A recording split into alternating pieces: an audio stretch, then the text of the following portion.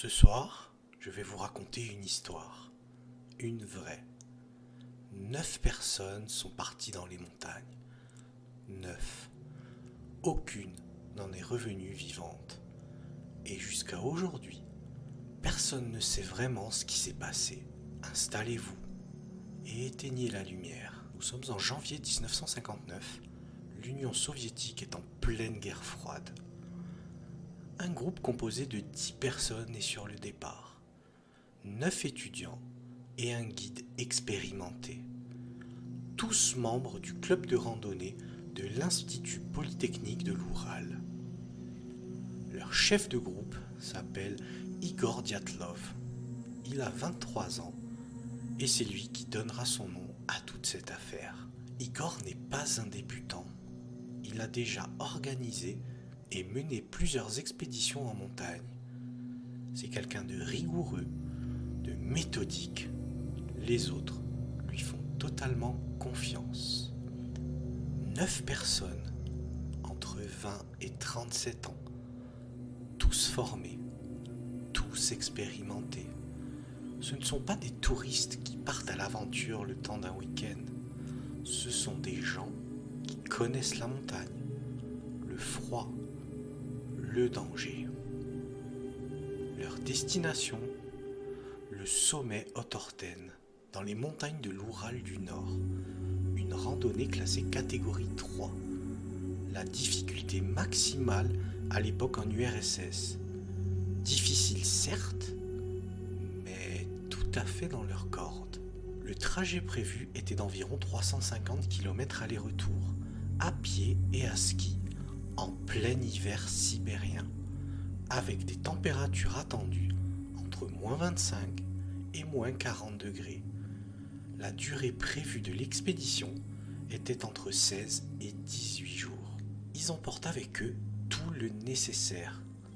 Tente, ski, vivres, matériel de survie. Ils ont prévu de revenir le 12 février 1959.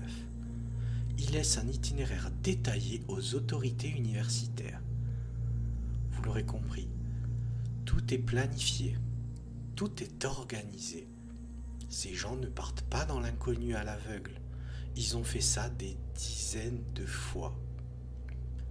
Le 23 janvier 1959, le groupe prend le train. Les premières photos qui sont prises sur les quais, sourire, blagues, bonne humeur.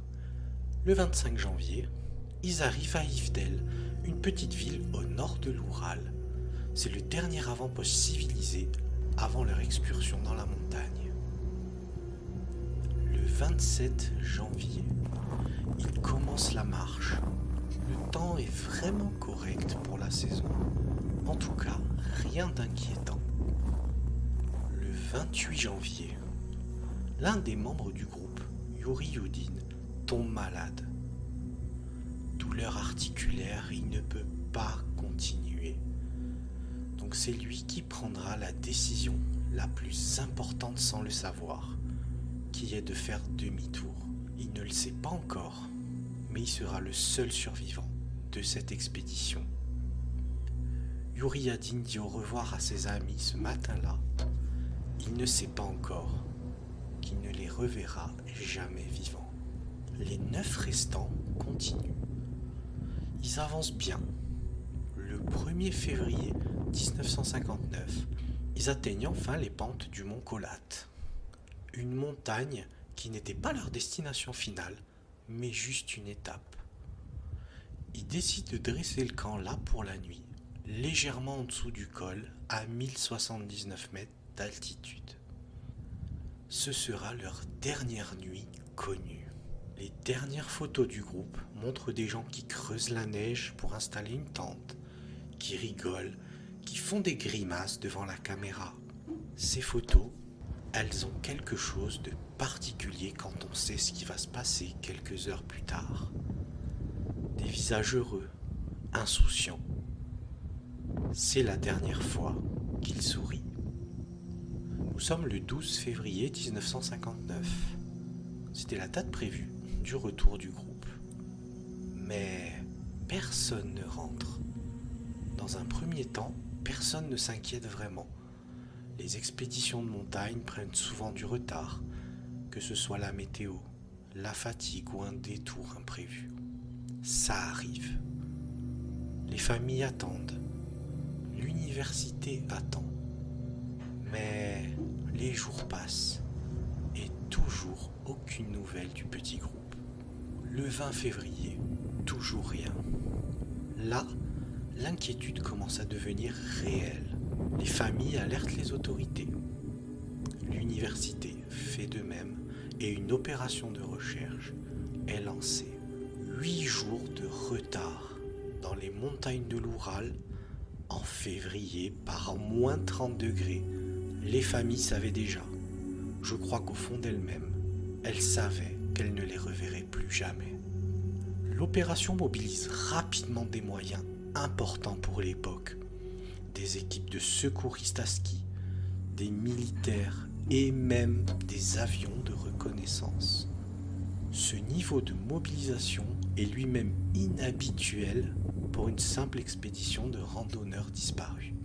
C'est comme si les autorités soviétiques pressentaient que quelque chose d'anormal s'était produit. Les équipes quadrillent la zone autour de l'itinéraire prévu. Mais la montagne est immense et le problème c'est que la neige a tout recouvert et les conditions sont extrêmes. Nous sommes le 26 février 1959, soit 26 jours après que le groupe ait dressé son dernier camp. Les secouristes trouvent quelque chose. Ils localisent la tente sur les pentes du mont Kola, à peu près là où le groupe avait prévu de passer la nuit. Mais ce qu'ils découvrent les arrête net. La tente est à moitié enfouie sous la neige. Elle s'est effondrée sur elle-même. Elle est déchirée. Mais pas de l'extérieur. Non, de l'intérieur. Quelqu'un a tailladé la toile depuis l'intérieur avec un couteau pour pouvoir en sortir d'urgence. Pourquoi ne sort-on pas par l'entrée d'une tente quand on en a le temps, quand on réfléchit, quand on n'est pas en train de paniquer? À l'intérieur de la tente, les secouristes trouvent tout. Tous les sacs de couchage abandonnés, toutes les chaussures abandonnées, tous les manteaux et équipements chauds abandonnés, de la nourriture intacte, tout le matériel de camping, mais aussi les journaux et les appareils photos du groupe. Rien, absolument rien, n'a été pris et rien n'a été emporté. 9 personnes expérimentées qui savent ce que moins 30 signifie ont tout laissé derrière elles et sont sorties dans la nuit, en sous-vêtements, pieds nus ou en chaussettes, en pleine tempête de neige sibérienne. Mettez-vous une seconde à leur place. Vous êtes dans votre tente. Il fait moins 30 dehors. Vous avez vos affaires chaudes. Vous avez vos chaussures. Vous avez de la nourriture. Vous avez tout ce qu'il faut pour survivre. Mais quelque chose vous pousse à tout laisser, à déchirer la toile de votre tente et à fuir dans le noir, pieds nus. La question, c'est qu'est-ce que vous avez vu? Qu'est-ce que vous avez entendu ce soir-là? En s'éloignant de la tente, les secouristes trouvent des traces de pas dans la neige. 9 paires de traces. Elles s'éloignent de la tente dans la même direction, vers la forêt en contrebas, à environ 1,5 km. Détail troublant, les traces sont régulières, espacées normalement. Pas de traces de chute, pas de traces de course effrénée, pas de désordre. Les 9 personnes ont marché ensemble et calmement, ou du moins en apparence. C'est un des détails qui me perturbe le plus dans cette affaire. Ils ne courent pas, ils marchent, comme si quelque chose les avait forcés à sortir. Mais qu'une fois dehors, ils ne savaient plus où aller, ou comme si quelque chose les guidait. Certaines traces montrent que plusieurs randonneurs marchaient par deux, côte à côte. Ils ne se sont pas séparés immédiatement. Ils étaient encore ensemble au début. Les traces mènent vers la lisière de la forêt. Elles s'arrêtent. La neige, le vent et le temps ont effacé la suite. Les hommes qui ont découvert la scène ont témoigné des années plus tard. Ils décrivent tous la même sensation en arrivant sur le campement. Un silence absolu. Pas d'animaux, pas de vent ce jour-là. Juste de la neige et la tente totalement éventrée. L'un d'eux a dit « On savait qu'ils étaient morts. On ne savait pas comment, mais on savait. » Les recherches continuent et les équipes s'enfoncent dans la forêt. Et ce qu'ils vont y découvrir va rendre l'affaire encore plus inexplicable. Les secouristes suivent la direction des traces vers la lisière de la forêt en contrebas de la tente. À environ 1,5 km du campement, sous un grand cèdre, ils trouvent les deux premiers corps.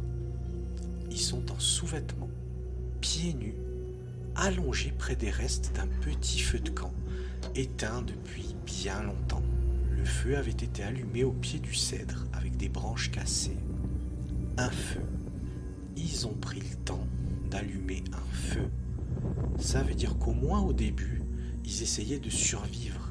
Ils n'avaient pas encore abandonné. Mais en regardant le cèdre de plus près, les secouristes remarquent quelque chose d'étrange. Les branches hautes de l'arbre, à 4 ou 5 mètres de hauteur, sont cassées et arrachées depuis l'intérieur. Quelqu'un a grimpé dans cet arbre. 2 personnes peut-être et jusqu'en haut. La question, pourquoi grimper dans un arbre en pleine nuit, en sous-vêtements, par moins 30 degrés? Pour voir quelque chose? Pour regarder au loin? Ou peut-être pour surveiller les environs? Qu'est-ce qu'ils surveillaient vraiment depuis là-haut? Qu'est-ce qu'ils cherchaient à voir? Ou peut-être à éviter? Les mains de Krivonichenko présentent des traces de brûlure. Ils étaient suffisamment proches du feu pour se brûler et pourtant ils n'ont pas bougé. Ou ne pouvaient peut-être plus bouger. La cause de la mort pour les deux, l'hypothermie.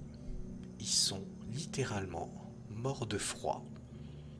Leurs vêtements ont été partiellement arrachés ou découpés.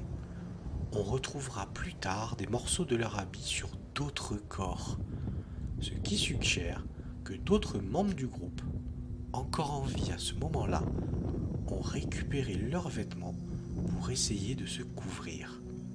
Quelqu'un a déshabillé le corps de ses amis morts pour survivre quelques minutes de plus. Je ne sais pas à ce moment-là si on se rend compte de l'état de désespoir que ça représente. En remontant depuis le cèdre vers la tente, les secouristes trouvent 3 autres corps dispersés sur les pentes. Il s'agit de Igor Dyatlov, le chef de groupe, retrouvé à 300 mètres du cèdre. Il est allongé sur le dos, le visage tourné vers le campement. Son bras est légèrement levé, comme s'il essayait encore de s'appuyer sur quelque chose. Zinaïda Kolmogorova, retrouvée encore plus haut sur la pente à 630 mètres du cèdre. Elle aussi fait face à sa tente. Elle avance, ou plutôt, elle essayait d'avancer. Rustem Slobodine, retrouvé entre les deux, à 480 mètres du cèdre. Il a une petite fracture au crâne, légère, qui n'aurait pas dû être fatale en temps normal. Lui portait ses chaussures, mais une seule. Ces 3-là essayaient de revenir vers leur tente, vers les affaires chaudes, vers les chaussures, vers la nourriture. Malheureusement, à ce stade-là, ils n'en avaient plus la force. Le froid les a pris un par un sur cette pente, alors qu'ils regardaient vers leur salut à quelques centaines de mètres seulement. La cause de la mort pour ces 3-là, est également l'hypothermie. Ils sont morts de froid. Mais à ce moment-là, la question que tout le monde se pose, où sont les 4 derniers? Les secouristes cherchent pendant des jours. La zone est ratissée. Rien. Et pendant ce temps-là, les familles attendent une réponse qui ne vient pas.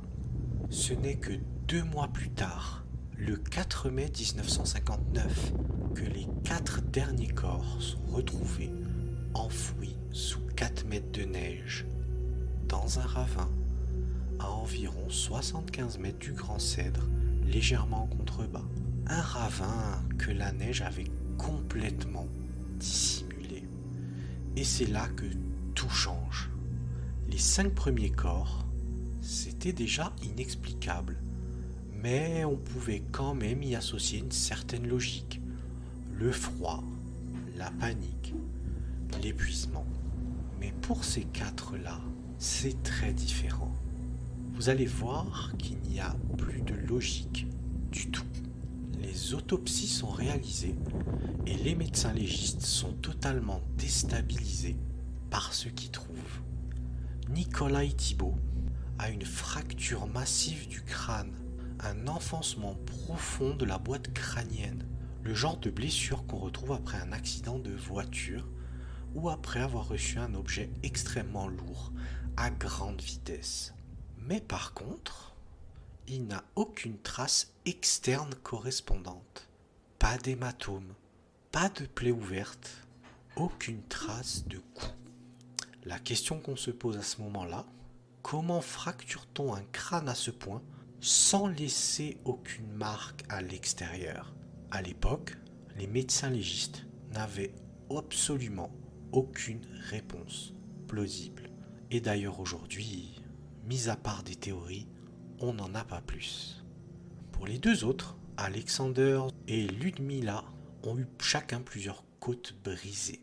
Pas une, pas 2, mais bien plusieurs. Des fractures multiples, bilatérales, avec le sternum enfoncé.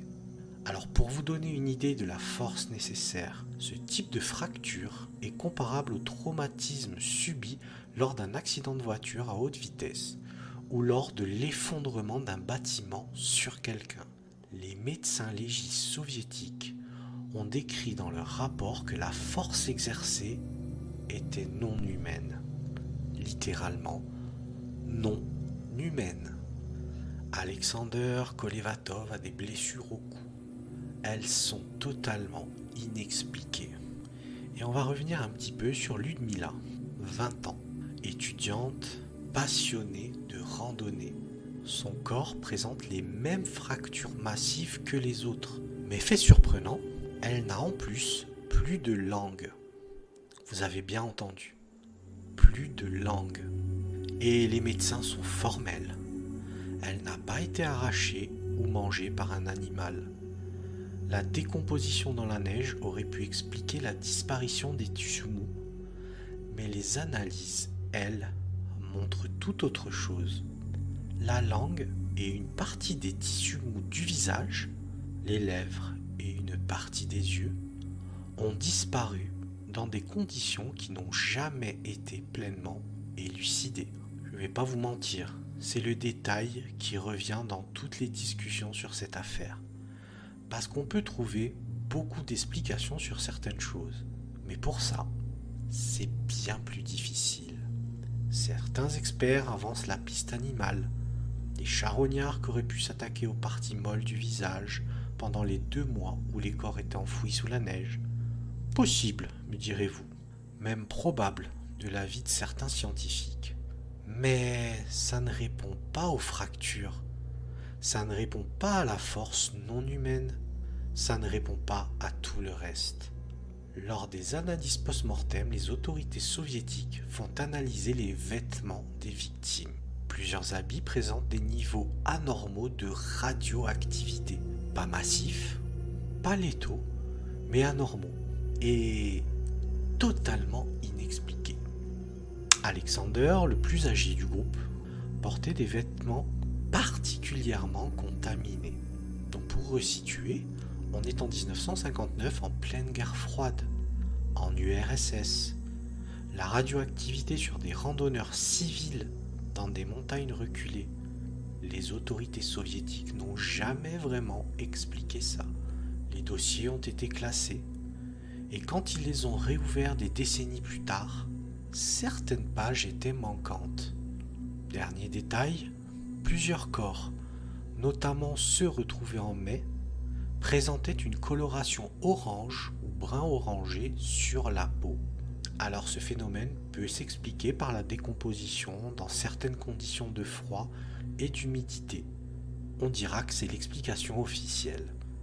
Mais des témoins ayant vu les corps avant cette autopsie ont décrit cette coloration comme inhabituelle, différente de ce qu'ils avaient déjà vu sur d'autres victimes d'hypothermie. Donc 9 personnes, des fractures impossibles, une langue disparue, de la radioactivité, une peau orange, une tente déchirée de l'intérieur au milieu de la nuit par -30. Vous commencez à comprendre pourquoi cette affaire n'a jamais été résolue. La conclusion du rapport soviétique de 1959, après toutes ces découvertes, est restée célèbre pour une raison particulière. Les enquêteurs ont conclu que le groupe était mort suite à une force inconnue et irrésistible. Oui, c'est littéralement ce qui est écrit dans le rapport officiel. Ici, on ne parle pas d'avalanche, pas d'une attaque animale, pas d'un crime humain, mais bien d'une force inconnue et irrésistible.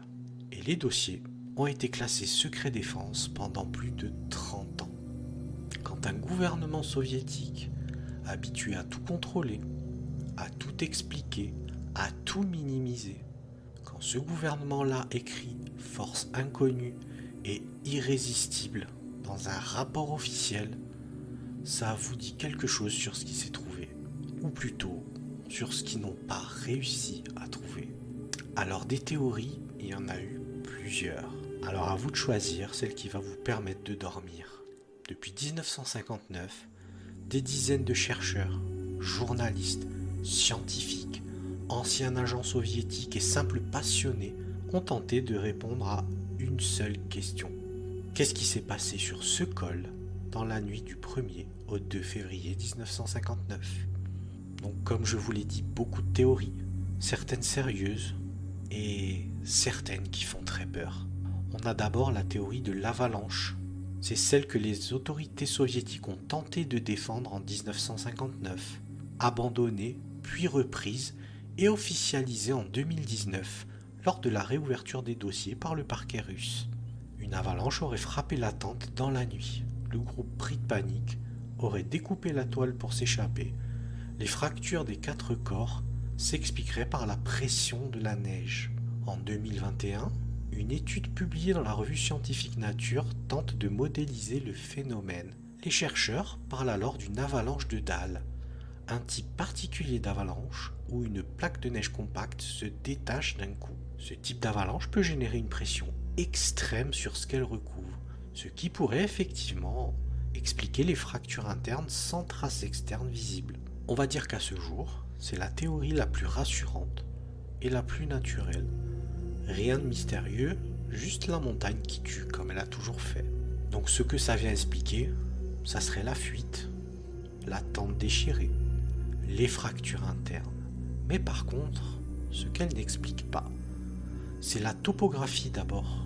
En 1959, les enquêteurs soviétiques eux-mêmes ont écarté l'avalanche. La pente à cet endroit précis est bien trop faible, entre 15 et 20 degrés, insuffisante pour déclencher une avalanche significative selon les standards de l'époque. Les défenseurs de la théorie répondent que c'est justement le type d'avalanche de dalles qui peut se produire sur des pentes moins inclinées. Mais ensuite, si une avalanche frappe la tente, pourquoi la tente elle-même est-elle relativement intacte ?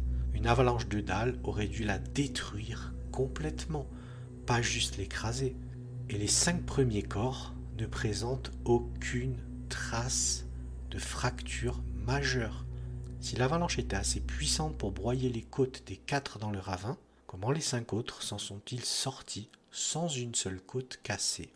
Et de plus, comment expliquer alors la radioactivité, ainsi que la langue de Ludmilla et le feu au pied du cèdre à 1,5 km de la pente? Alors l'avalanche explique peut-être le début, mais elle n'explique pas la suite de l'histoire.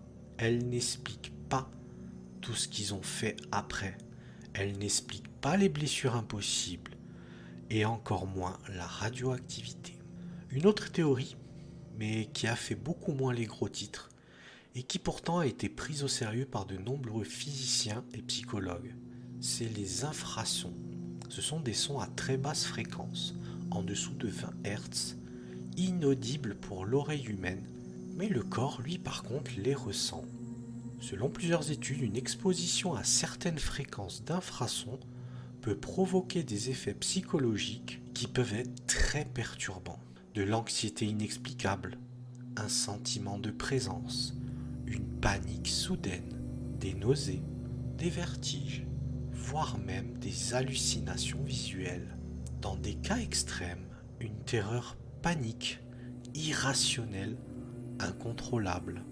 Le sentiment que quelque chose d'horrible va arriver sans véritablement pouvoir définir ce que c'est. On sait que la montagne peut générer des infrasons. Le vent qui s'engouffre dans certaines configurations géographiques, comme les cols, les ravins, peut créer des vibrations de très basse fréquence. La configuration du col de Dyatlov, encaissée entre deux pentes, pourrait théoriquement produire ce phénomène sur certaines conditions météorologiques. Imaginez, vous dormez dans votre tente, pas un bruit, pas de danger visible, et progressivement, sans comprendre pourquoi, vous commencez à ressentir une terreur absolue, animale, irrationnelle. Quelque chose en vous hurle de partir, de fuir tout de suite, peu importe le froid, peu importe les conditions. Alors ce qu'elle peut expliquer, c'est la fuite irrationnelle, l'abandon de tout le matériel et le comportement apparemment calme mais désorienté. Par contre, ce qu'elle n'explique pas, c'est les fractures. Les infrasons peuvent provoquer des dommages aux organes internes à des niveaux d'intensité extrêmement élevés. Mais en aucun cas des fractures de côtes multiples et bilatérales comme elles ont pu être observées. Pas de radioactivité non plus. Et puis, il nous reste toujours le mystère de cette langue disparue. Les infrasons expliquent peut-être pourquoi ils sont sortis, mais pas ce qui les a tués, et certainement pas les fractures, ni tout le reste. Une autre théorie assez intéressante, c'est que nous sommes en 1959, en pleine guerre froide. L'URSS est engagée dans une course aux armements effrénés avec les États-Unis. Des essais de missiles, d'armes chimiques, et régulièrement dans des zones reculées, comme l'Oural ou la Sibérie, on effectue des tests, des essais. La théorie, c'est que le petit groupe se serait retrouvé au mauvais endroit, au mauvais moment. Un test militaire, un missile, une arme à haute pression, des charges explosives de nouvelle génération, une arme chimique, quelque chose qui aurait pu être effectué ou testé dans cette zone, cette nuit-là, et le groupe en aurait subi les effets. Alors, les arguments en faveur de cette théorie sont assez nombreux. D'ailleurs, des dossiers classifiés secret défense pendant 30 ans. Pourquoi classifier une simple affaire de randonneur mort en montagne? Même en URSS, c'est une mesure extrême pour un accident ordinaire finalement. Ensuite, ça pourrait expliquer la radioactivité sur les vêtements. Certains types d'armements soviétiques de l'époque utilisaient des composants radioactifs. La présence de contamination sur les habits est très difficile à expliquer autrement. Et puis les fractures internes, sans traces externes. On sait que certaines armes expérimentales, notamment les armes à ondes de choc et à surpression, peuvent provoquer exactement ce type de lésion. Une onde sous pression intense qui vient briser les os et les organes, sans nécessairement laisser de marques visibles à l'extérieur. Et enfin, on sait qu'Alexander lui-même, le plus âgé du groupe, 37 ans, qui a rejoint l'expédition au dernier moment, en remplacement d'un autre membre. Des recherches menées des décennies plus tard ont révélé que son passé était flou, difficile à retracer. Certains chercheurs pensent qu'il aurait pu être un informateur du KGB, envoyé pour surveiller une zone, ou même le groupe lui-même. Un gouvernement qui classe des dossiers secrets, de la radioactivité inexpliquée, des fractures qui ressemblent à celles produites par des armes expérimentales, un membre du groupe dont le passé reste assez flou. Je dis rien, mais je dis juste que c'est une théorie. Ce qu'elle explique, les fractures internes, la radioactivité, la classification des dossiers et surtout le niveau de mobilisation inhabituel des autorités pour retrouver le groupe. Maintenant, ce qu'elle n'explique pas, c'est pourquoi le groupe a fui l'attente avant l'impact. S'il y a eu un impact soudain, elle n'aurait pas eu le temps de fuir, à moins que les effets aient été progressifs. Et elle n'explique pas totalement la disparition de la langue, ni le comportement qu'ils ont eu au pied du cèdre. On dira qu'à ce jour, c'est peut-être la théorie qui semble le plus crédible sur un plan rationnel, pas la plus rassurante certes, mais la plus cohérente avec le maximum d'éléments. Un gouvernement qui fait une erreur, qui tue accidentellement des civils et qui enterre l'affaire. Ça, au moins, c'est quelque chose qu'on a déjà vu dans l'histoire. Une autre théorie, les Mansi, ce peuple autochtone de l'Oural du Nord. Ils vivent dans cette région depuis des millénaires. Ils connaissent ces montagnes mieux que quiconque. Et même eux ne s'approchent pas du mont Kola.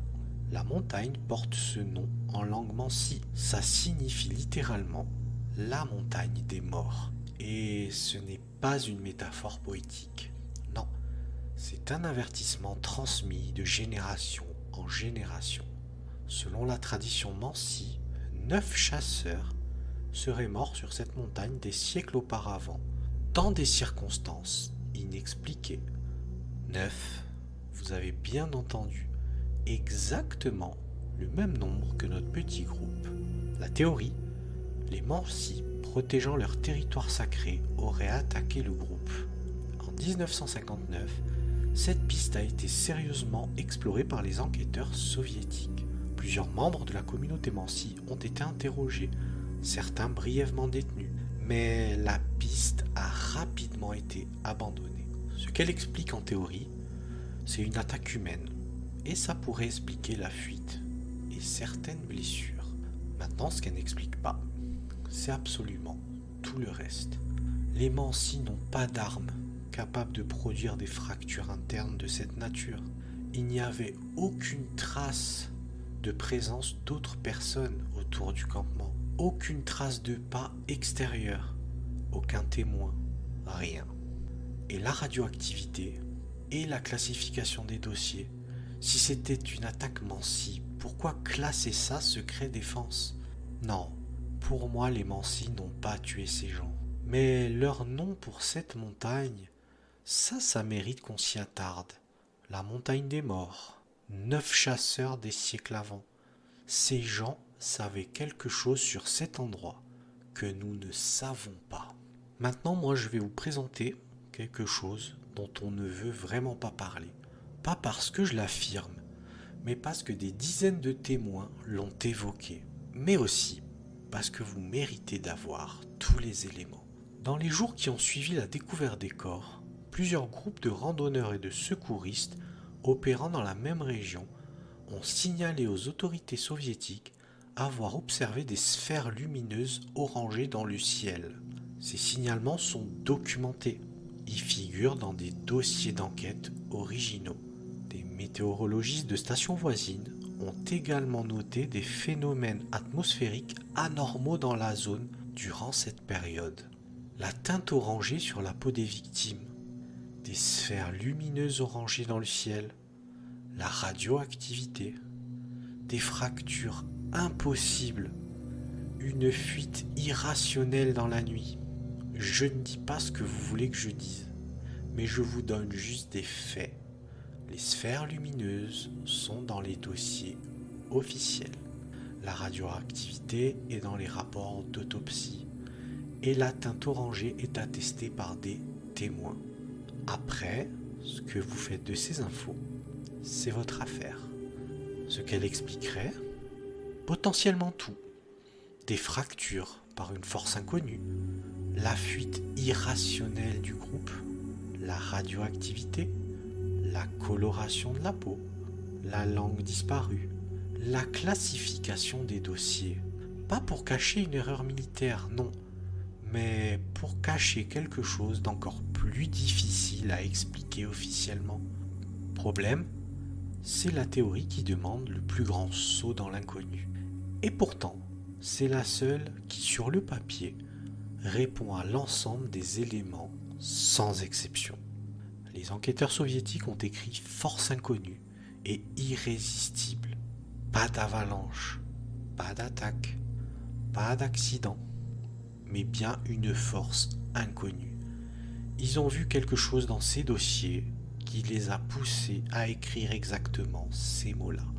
Et ensuite, ils l'ont refermé et classifié durant 30 ans. La réouverture en 2019, 60 ans après les faits, le parquet russe réouvre officiellement l'enquête. Pendant plusieurs mois, des procureurs, des experts et des scientifiques réexaminent les dossiers, retournent sur les lieux, analysent les données avec des outils modernes. Conclusion officielle rendue en 2020. Une avalanche de type inhabituel, de dalles, déclenchée par des conditions météorologiques spécifiques. Les familles des victimes et des dizaines de chercheurs indépendants ont immédiatement contesté cette conclusion. Ils pointent les mêmes incohérences qu'en 1959, les mêmes questions sans réponse. Les dossiers complets ne sont toujours pas intégralement accessibles au public. 60 ans, une réouverture officielle, des moyens modernes, et la conclusion, c'est une avalanche inhabituelle. Après tout ce qu'on vient de voir, vous y croyez-vous? Alors voilà, maintenant vous savez tout ce que je sais. Quelque chose dans cette nuit, du 1er au 2 février 59, les a poussés à déchirer leurs tentes et à fuir dans le noir, pieds nus par moins 30 degrés. Quelque chose a brisé leurs os de l'intérieur avec une force que les médecins légistes eux-mêmes ont qualifiée de non humaine. Quelque chose a laissé de la radioactivité sur leurs vêtements. Quelque chose a fait grimper 2 d'entre eux en haut d'un arbre en pleine nuit pour regarder au loin. Quoi? Mystère. Yurioudine, le seul survivant, on lui a posé une seule et unique question. Est-ce que vous avez trouvé une réponse? La réponse de Yuri fait froid dans le dos.